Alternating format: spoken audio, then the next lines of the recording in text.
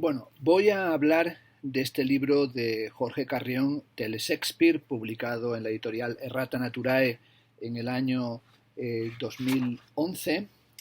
Se trata de un libro dedicado a las series de televisión. De hecho, llevo hoy puesta la camiseta que también editaron en Errata Naturae con motivo de la aparición de este libro.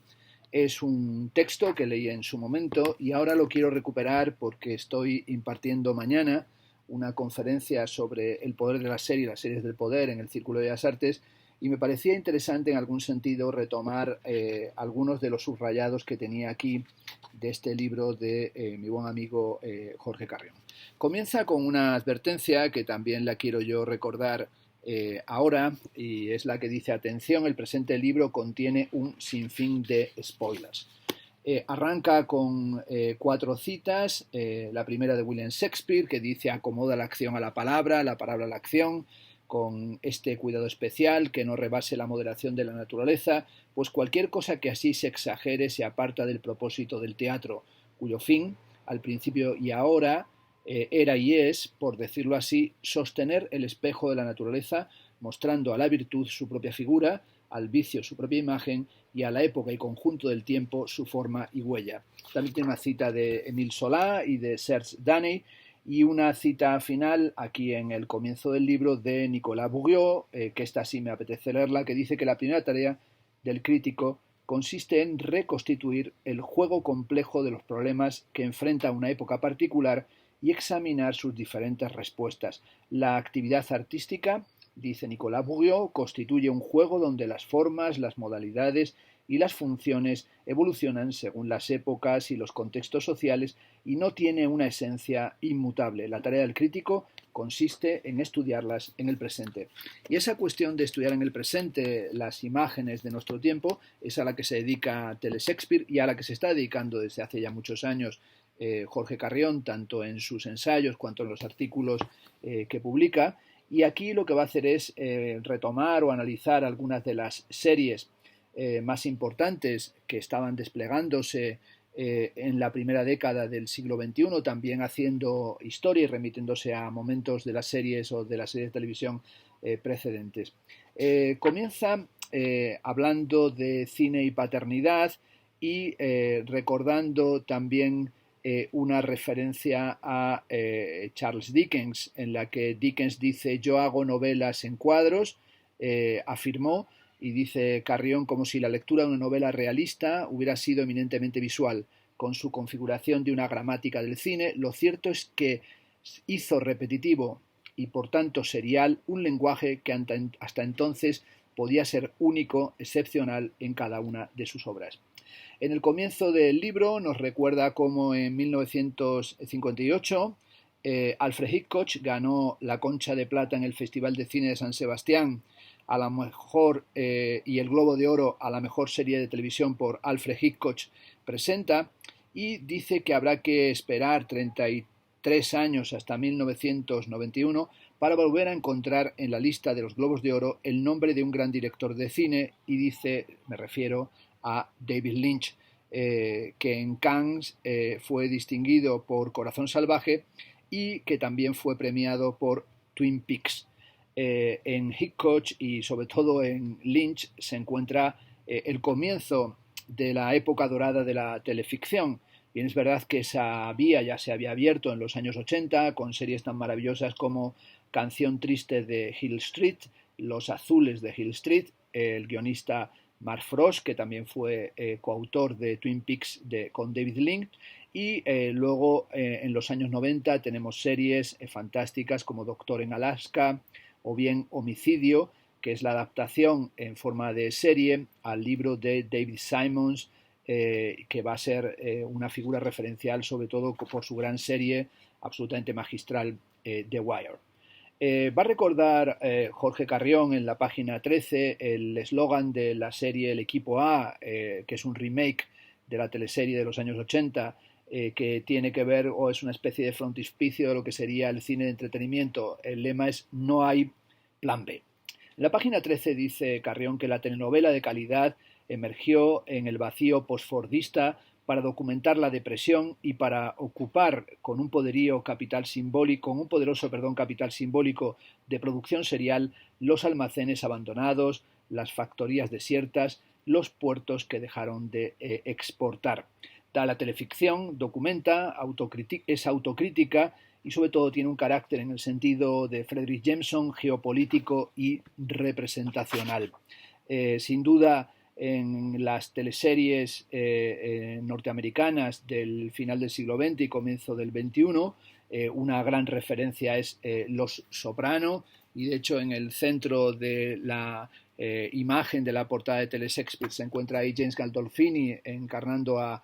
Tony Soprano, y sobre todo esa serie que el argumento fue concebido por David Chase como un guión para un largometraje y que evolucionó para convertirse en una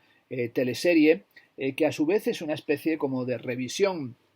de lo que ha sido la historia de la mafia, con cameos, nos recuerda Carrión, de Martin Scorsese, con conversaciones dentro de la propia serie de Los Sopranos sobre El Padrino, con la proyección dentro incluso de algún capítulo de la serie del enemigo público de William Wellman, y sobre todo con imitaciones o con el uso de estereotipos de lo que ha sido la historia fílmica de la mafia. Nos irá recordando a lo largo del libro y comentando, interpretando Carrión series como MASH, como Trem, como ya hemos dicho, como Canción Triste de Hill Street, como Breaking Bad, y también con cómo se han ido tomando procedimientos del cine, por ejemplo el cinema verité, la incorporación de esa forma de filmar la ficción como si fuera realidad, que cuestiona desde el cine europeo de vanguardia el paradigma narrativo de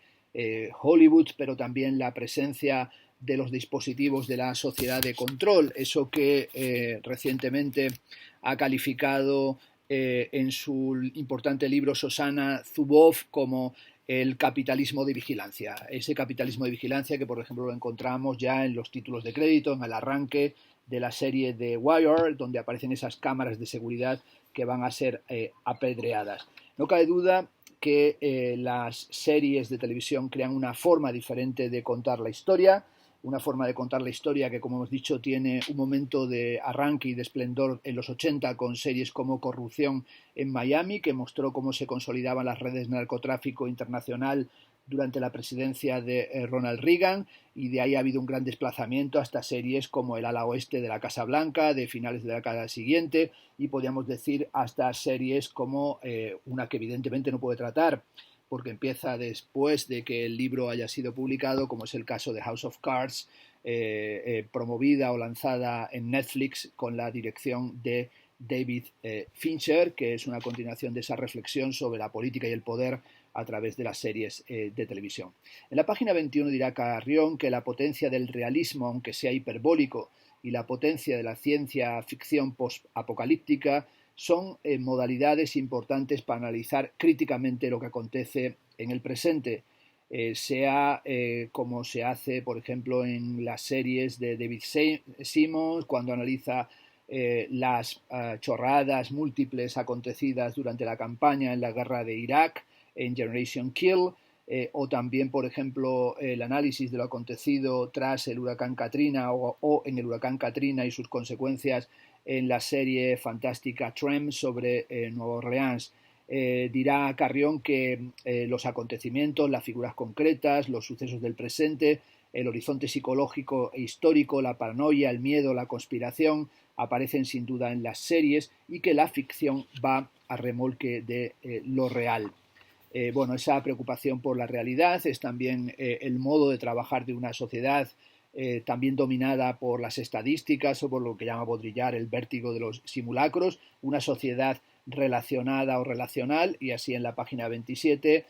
también remitirá de nuevo a Nicolas Bourgeois, que como hemos dicho cita al comienzo del libro, lo pone como una de las citas en la entrada de este texto, cuando nos recuerde cómo el arte de los 90 es una arte entendido por Nicolas Bourgeois en cierto sentido en una clave relacional y que tiene que ver con la emergencia de una sociedad hiperrelacionada. Hemos pasado, dirá Carrión glosando a Bourgeois, de obras que construían el espacio de la galería o el museo pequeñas utopías de la proximidad a toda una sociedad vertebrada a través de la ilusión de la relación inmediata, de la conectividad o de la red. nos recuerda cómo en el año 92 Nokia va a introducir el lema o el eslogan de Connecting People, que en el año 98 nace Google y en el 2001 arranca la Wikipedia. Y también va a señalar que en esta época de hiperconectividad es también una época de singular politización, y así en la página 28 dirá que todos somos agentes políticos y también somos audiencias potenciales de este poder de las series y de estas series del poder, y así nos recordará de la mano de Henry Jenkins que las audiencias de las teleseries son especialmente interactivas, que es algo que Henry Jenkins ya había analizado en la cuestión del fandoms y en su libro Textual Poachers, Piratas Textuales, y por ejemplo en su gran texto Convergence Culture sobre la cultura de la convergencia. Y sobre todo hay que subrayar que ese telesujeto, ese sujeto serial, ese sujeto construido a través de estos nuevos formatos técnico-narrativos es más activo que nunca, y que el televidente es un televidente que está sampleando y pulsando botones, es aquello que llamó Eloy Fernández Porta el Homo Sampler. Esos fans que tienen un momento también importantísimo en su organización en torno a la fascinante e hipnótica serie Twin Peaks, y como nos recuerda en la página 31 Carrión, se organizaron concentraciones para protestar por el final de la serie. Bueno, hablará de cómo las series de televisión han sufrido una especie de giro manierista, por ejemplo en la serie Roma, pero también en la serie Espartaco, Sangre y Arena, en Los Tudor, que es una serie en la que hay un enorme protagonismo de los asuntos vinculados con la depravación y con la lujuria, con la violencia y con la sexualidad, algo que está también presente en las series de gladiadores, como es la serie, ¿verdad?, Roma, y también todas estas series del Ludus, ¿no? Nos recordará la frase de que un largo pene es siempre bienvenido. En la página 38, Carrión señala que de 2007 a 2010 el clasicismo de las series viró hacia el manierismo, un manierismo y una perfección formal y un afán reconstruccionista que es evidente en el ejercicio manierista o barroquizante de la serie Mad Men sobre el diseño y también hiperdiseñada. Pero también podemos hablar de ese manierismo y de esa tendencia a la sofisticación narrativa, por ejemplo, como se encuentra también en la serie Breaking Bad. En la página 44, en la sección que se titula La Biblioteca de Babel, dirá que Doctor en Alaska, gracias al locutor de la radio local, hace que se sucedan referencias a Shakespeare, a Nietzsche, a Baudelaire, a Tocqueville, a Freud o a Jung, en su articulación de una comunidad hilvanada por los miedos y los anhelos del inconsciente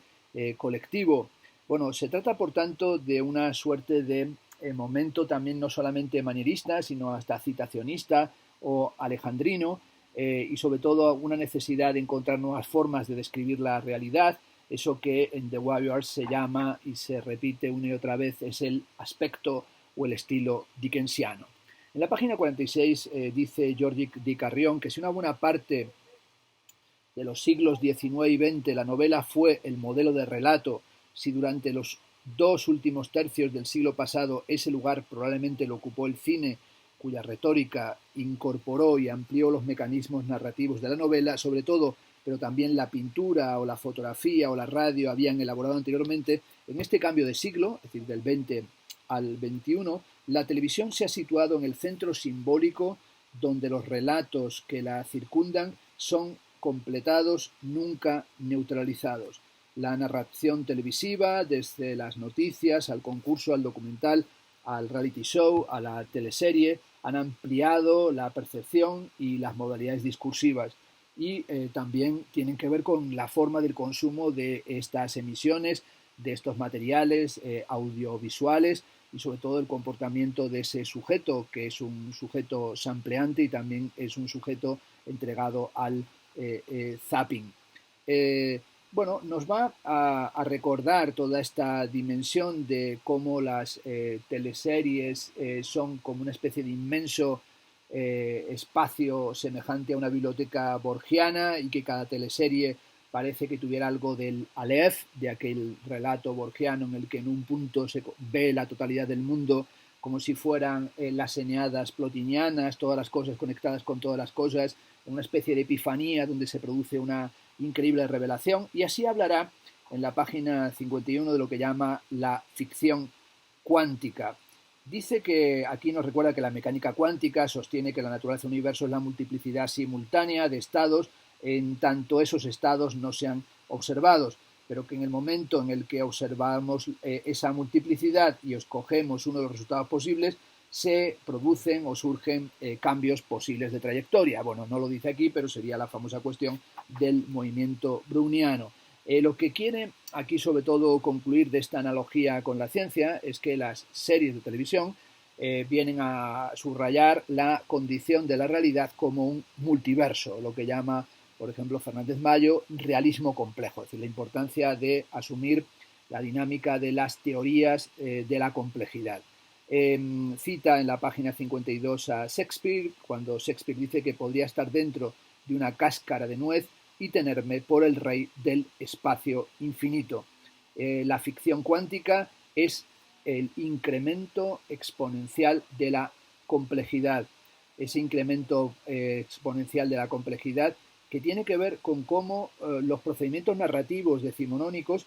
han cambiado a través de las modalidades del cine, de las narraciones cinematográficas, pero también cómo se han ido transformando con las nuevas tecnologías y las nuevas formas de construir en esto que aquí se llama la ficción cuántica. Sobre todo es entender qué es o cuáles han sido las consecuencias del posmodernismo estético, del posmodernismo cultural, y cómo hay un arte contemporáneo y unas formas de narración contemporánea que reivindican, y así lo dice en la página 55, el arte de la complejidad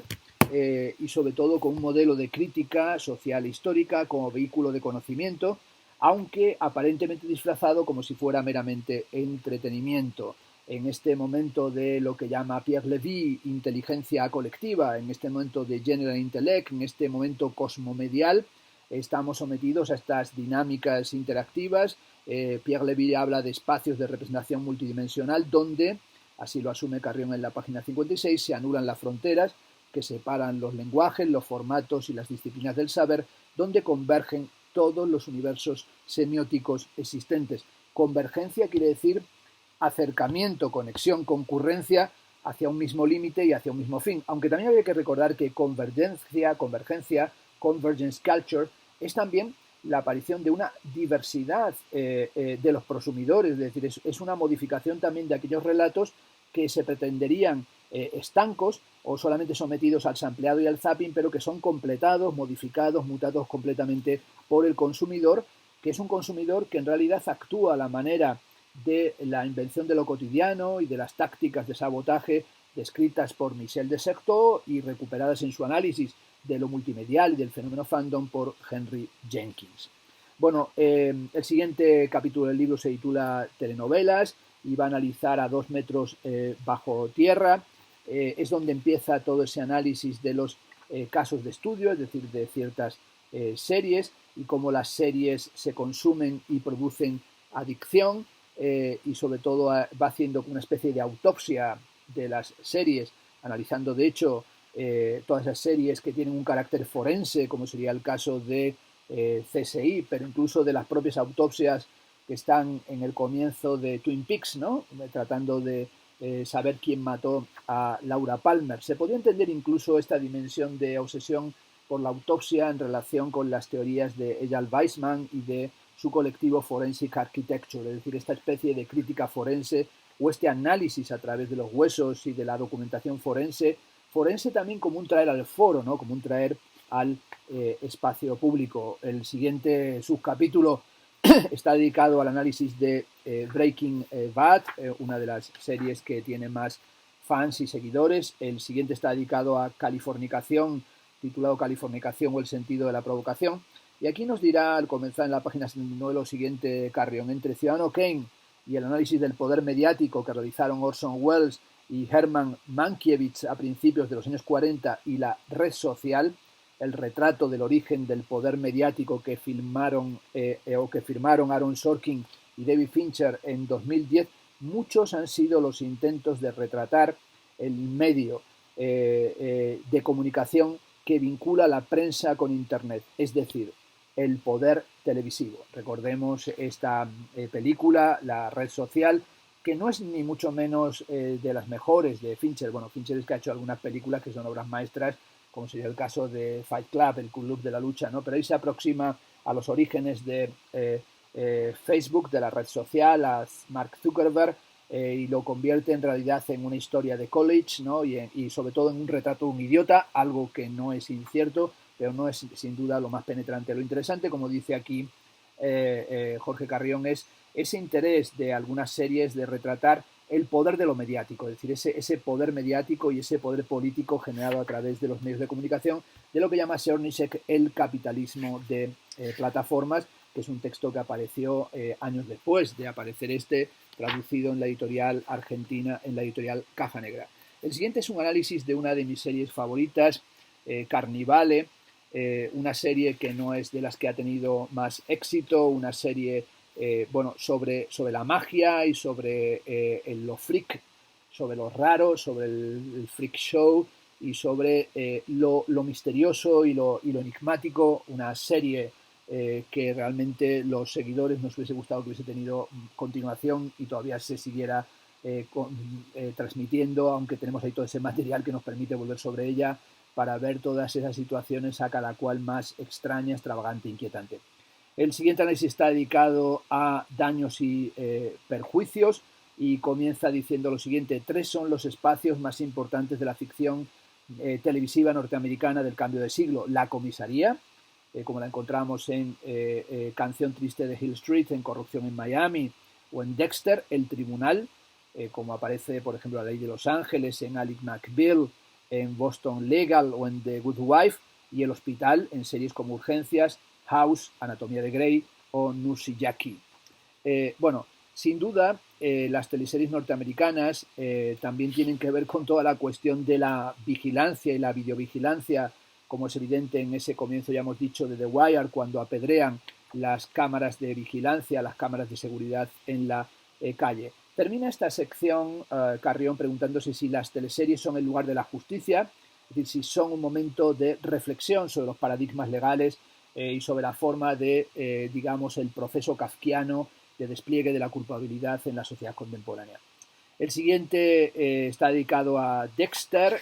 donde también se tiene que tratar evidentemente toda la cuestión de lo forense. El siguiente capítulo está dedicado a Flash Forward, la textura del futuro.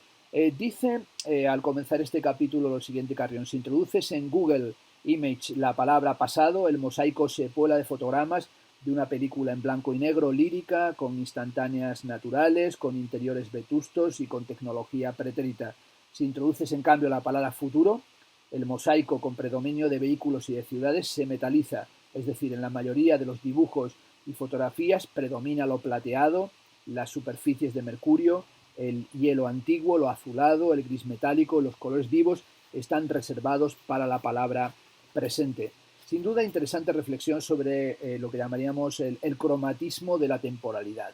o cuál es el color del tiempo, entendiendo que, diré yo aquí por mi cuenta, en el sentido nietzscheano, el momento de la luz más intensa es el momento del mediodía, que no es otra cosa que el momento que en la Gaia Ciencia dice Nietzsche, incipit tragoedia, empieza la tragedia. El siguiente capítulo está dedicado a Fringe y al bioterrorismo y al amor. El siguiente está dedicado a el mejor capítulo de Galáctica, que sería para Jorge Carrión Estrella de Combate. El siguiente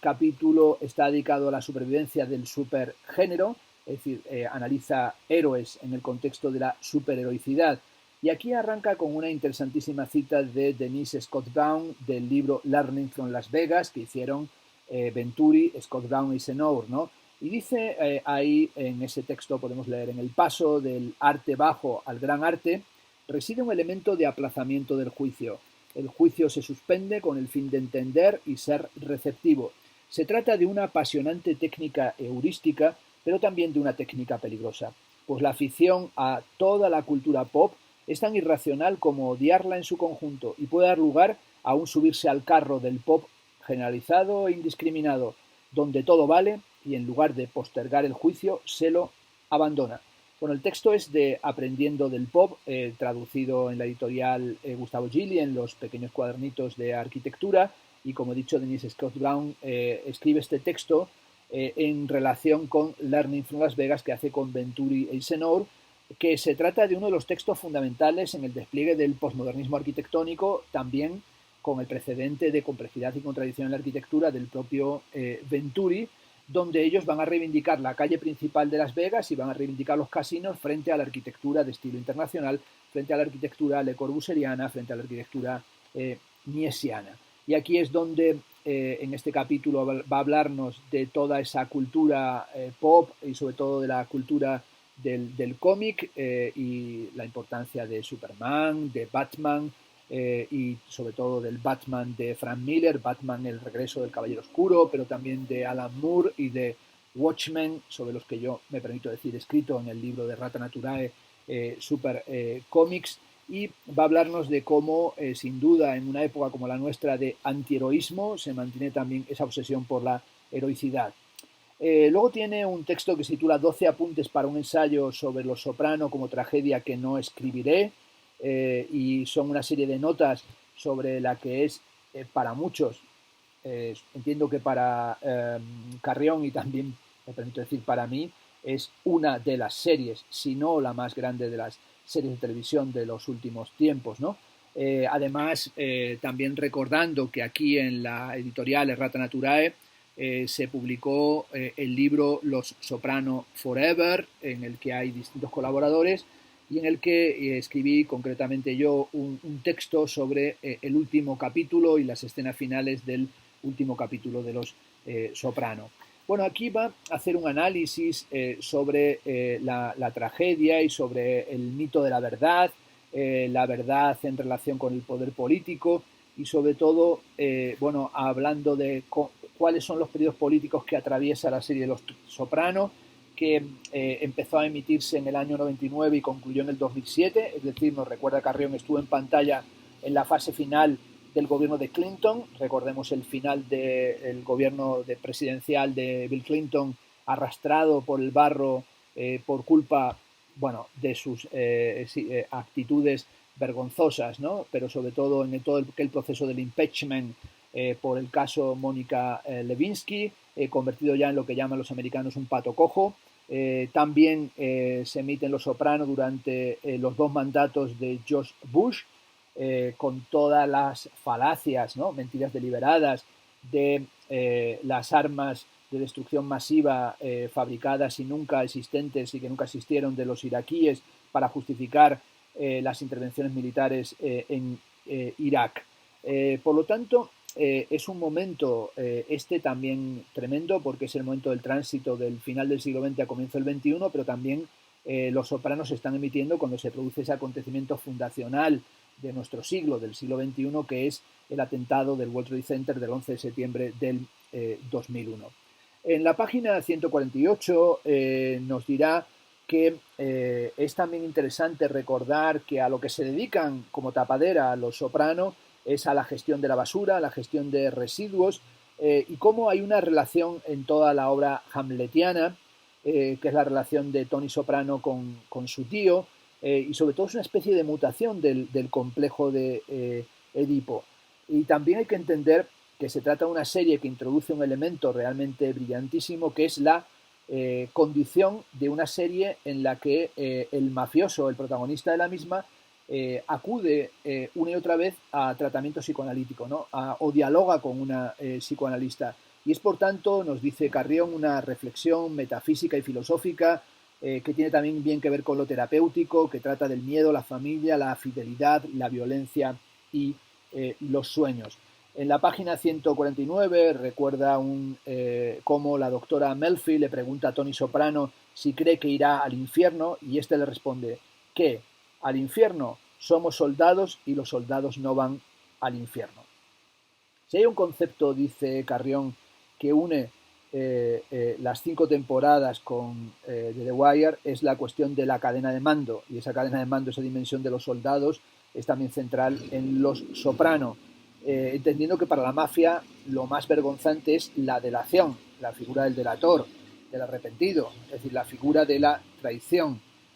pero también el miedo al adulterio, el miedo a esa traición o ese adulterio, la preocupación de Tony con respecto a su mujer, Carmela Soprano, que se convierte a lo largo de la serie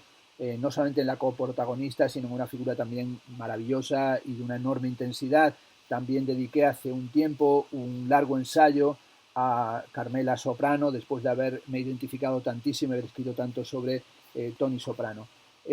También nos recordará cómo la serie de Los Soprano no ofrece posibilidad para la catarsis en el sentido aristotélico, es decir, no es posible que purguemos los sentimientos del temor y la compasión, sino que se mantienen ahí tal vez para siempre.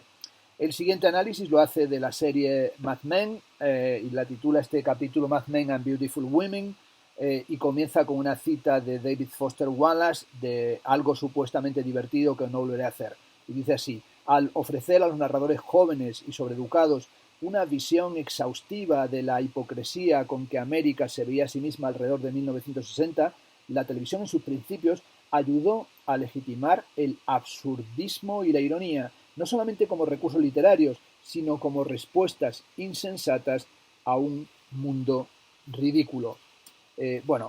Hará un análisis de cómo Mad Men es un repliegue de la serie sobre la cuestión también de la estetización, de lo que llama Thomas Frank la dimensión cool de la cultura, y ese momento cool de la cultura es también esta fascinación, esta obsesión por el diseño que se va a introducir en el siglo XX, que se introduce en realidad también desde la propia museística, es decir, desde el MoMA,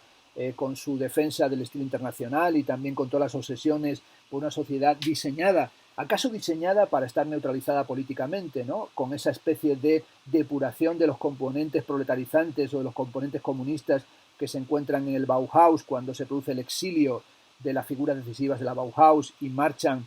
desde Alemania a los Estados Unidos, que va a ser también motivo para un fantástico libelo, muy discutible evidentemente, de Woolf, que es, por un lado, la palabra pintada y, anexo a él, ¿Quién teme a la Bauhaus feroz? El siguiente capítulo del libro es un análisis de la serie Perdidos, y sobre todo comenzará este capítulo hablando que en los orígenes de la televisión está la luz como energía electromagnética y radiante, y como el mítico fundido en negro, esto es un spoiler, lo siento, del final de Los Soprano, también va a ser tan discutido y va a generar tanta inquietud como el final también de Perdidos, ¿no? Nos despedimos, dice, del amor y del odio en un fundido en negro, en Los Soprano, y nos preguntamos, ¿es el fin? Y dice, hay suficientes pistas en este metraje como para pensar que Tony Soprano va a ser asesinado después del fundido en negro, pero nunca lo sabremos, nunca sabemos si realmente lo fue. El negro, además de un recurso narrativo, es luto. Tanto si lo asesinan como si no, lo perdemos para siempre. Y esa pérdida no es una apertura, sino un cierre. La sensación de pérdida, la sensación de luto, la sensación de tristeza que a mí y a muchos otros nos embargó en el final de Los Soprano, no tiene remedio, que no estamos esperando el retorno de Tony Soprano, sino que sabemos que ese final sin final, ese final que no termina, es en realidad lo interminable acaso del propio análisis y del psicoanálisis. El siguiente es un análisis de Rubicón, de la conspiración televisiva, a lo mejor lo conspiranoico y lo conspirativo es una de las bases de la televisión y de la política contemporánea. El siguiente es un análisis de The Good Wife, subtitulado Cuando la verdad es un sinfín de versiones cínicas de la mentira, y comienza en la página 169 este subcapítulo diciendo que Aaron Sorkin ha dicho que él comienza a trabajar con lo básico del drama, esto es, una intención y un obstáculo. La tensión erótica arquea la columna vertebral de las series de televisión porque supone un sentido y porque implica un obstáculo. El siguiente es el ensayito dedicado a The Wire, a la red policéntrica, y ahí se pregunta si puede la narración televisiva ser esencialmente literaria. Es decir, ¿puede ser representada la ciudad de nuestra época? La primera temporada, nos recuerda en la página 186 Carrión de The Wire, supone la instauración de un ritmo narrativo que permita penetrar en el interior de los policías, de los delincuentes, de los políticos, de los ciudadanos, y en paralelo en la ciudad de Baltimore, el monstruo de Baltimore, una ciudad gris y puramente norteamericana de más de 600.000 habitantes. Una serie de aplastante realismo, un realismo dickensiano que tiene por protagonista esta serie al colectivo, ¿verdad? Tiene un protagonismo colectivo. Gracias, dice Carrión, a la circulación frenética y constante de personas, de flujo económico, de información, el latido de la ciudad está Wire, está conectado, está bajo escucha. The Wire es una reflexión sobre la red urbana en la que se trata todo, ¿no? Los policías, los jueces, los fiscales, las calles, los vagabundos, los traficantes de drogas, los periodistas, los políticos, los trabajadores portuarios, los alumnos, los profesores. Y como ha escrito, dice en la página 191, Carrión, como ha escrito Edward Soya en su importante libro de geografía urbana Postmetrópolis, según Storper, el capitalismo contemporáneo establece dos niveles de operación: el de las relaciones de mercado, por cuyos vínculos entre el usuario y el productor fluye la información, el conocimiento, la innovación y la educación, y el de los comportamientos y las atmósferas no controlados directamente por el mercado, que sostienen nuestra habilidad para desarrollar, comunicar e interpretar conocimientos, así como también de estimular a las personas para hacerlo mejor y de un modo novedoso. Según Storper, esto es citando a Soya, el desarrollo de las regiones metropolitanas depende de su éxito en esos niveles. Lo que refleja The Wire no es el éxito de la ciudad, sino su fracaso. Un fracaso a todos los niveles, incluso cuando se crea esa zona de adictos a la droga, Ámsterdam, y donde se crea ese distrito donde puede haber compraventa de droga, que se convierte propiamente en una ciudad fantasma. The Wire concluye este capítulo.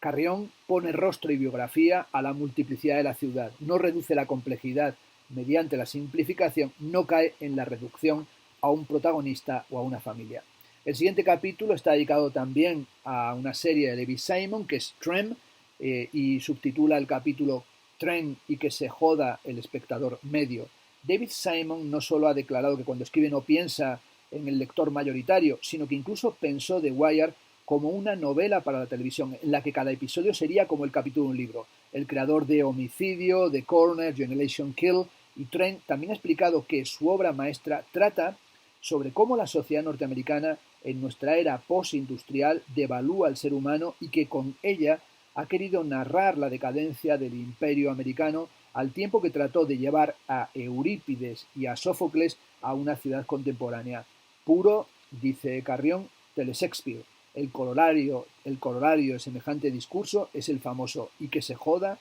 el espectador medio. Mi tesis, dice Carrión, es que después de The Wire, la poética teleserial de Simon ha experimentado un giro manierista, y ese giro manierista se encontraría en Trem, aunque es verdad que, por ejemplo, en una serie posterior como Show Me a Hero, sobre Yorkers, me parece que tiene menos que ver con ese giro manierista. Bien es verdad que la última que hemos visto, El complot de América, que acaba de emitirse sobre la novela de Roth, no ha sido precisamente una serie, en mi opinión, muy afortunada, sino más bien yo creo que un fracaso, y se puede decir que después de haber llegado a la cima creando esa obra maestra que es The Wire, el resto de las series que ha realizado David Simon no están a la altura, aunque siguen siendo algunas de ellas verdaderamente fascinantes. El siguiente capítulo, que es el último del libro, está dedicado a V, o las razones y sin razones del remake, y nos hablará de toda esa tendencia al remake y podemos decir incluso a la postproducción en el sentido de Nicolas Bourgeois, y nos dirá cómo estamos sometidos a una época de cambio de forma y sobre todo un recurso constante de la industria del entretenimiento y a desplazamientos del videojuego a la película, de la novela a la teleserie, del blog al libro, del cómic a la película o a la ficción televisiva, como sería el caso del remake en forma de serie de televisión del cómic de Walking Dead, que se convirtió en un éxito también en la televisión. Dirá en la página 209 que en la época de los productos transmediáticos, en la que la gestación de una obra es simultánea a la de sus versiones en otras plataformas, es decir, en la que la novela o la película o la teleserie puede ser llamada central pero no original, porque ningún producto es anterior a sus hermanos y por tanto no existe una única raíz, la reescritura explícita de un texto anterior, de un original posible, supone al cabo un ejercicio de resurrección motivado por el romanticismo en su doble dimensión amorosa y fúnebre. Para que exista la nostalgia, que es la espina dorsal del remake, debíamos existir, es decir, ser contemporáneos de la obra original. Bueno, esta dimensión de el remake o de la nostalgia, en el sentido de la nostalgia reflexiva, cierra este libro en el que Carrión hace una magnífica revisión y análisis de algunas de las series más importantes y sobre todo que tienen más seguidores y fans de nuestra época, es decir, de lo que ha sido esta edad dorada de las series de televisión, que lo sigue siendo, y es un libro muy interesante porque es un libro escrito antes de la emergencia de Netflix y también como Netflix ha recalibrado y cambiado también la escala de lo que son las adicciones a la serie de televisión. Cuando hablan incluso de televisión ya es algo que está un tanto obsoleto, sobre todo porque consumimos y vemos las series principalmente a través de nuestros ordenadores y ya el televisor se encuentra, como tengo yo aquí este televisor, ¿no? Como se encuentra aquí el televisor arrinconado y apagado como algo que prácticamente ya lo utilizamos solamente para ver telebasura y para tirar de la cadena mental y para tratar de desengancharnos de cosas que nos han estado produciendo una enorme tensión o generando incluso ansiedad. En cualquier caso, muy recomendable el libro de Carrión, Tele Shakespeare, que hace ya un tiempo comentando este libro y cuando hicimos un curso en la Universidad Autónoma de Madrid, sobre todo lo que me parecía era que el asunto de por qué Shakespeare o esa referencia a Shakespeare era tal vez lo menos desarrollado del propio libro y tal vez esta dimensión de lo shakespeariano se iba disolviendo a través de la interpretación.